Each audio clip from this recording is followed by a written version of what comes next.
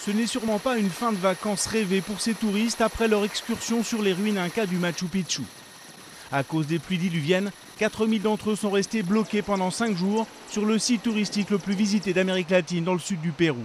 Des intempéries qui ont rendu toutes les routes impraticables. Et ce n'est qu'une fois la météo redevenue clémente, vendredi, que les touristes ont pu être évacués au compte-gouttes par hélicoptère. Les premières 24 heures, c'était la confusion totale. Nous avions très peu d'informations, puis ils nous ont tous réunis, nous ont apporté de la nourriture, et on a vite compris qu'il n'y avait qu'un seul site où les hélicos pouvaient atterrir. Alors il ne restait plus qu'à attendre, et finalement, on s'en est bien sorti.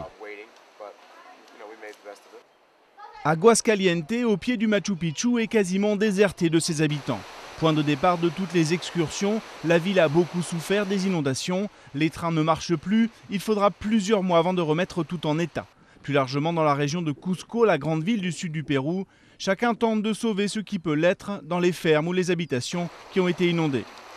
Les militaires construisent des digues pour protéger les restes des maisons. Le village entier a été inondé et les dégâts sont considérables, du jamais vu pour les habitants.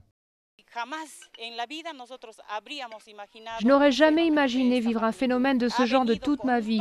La coulée a charrié des troncs d'arbres, des rochers et a même rasé les maisons. Il faudra de nombreux jours au secours pour atteindre certains villages encore moins accessibles. On estime que les inondations ont touché 40 000 personnes et fait plusieurs dizaines de morts au Pérou, mais aussi en Bolivie.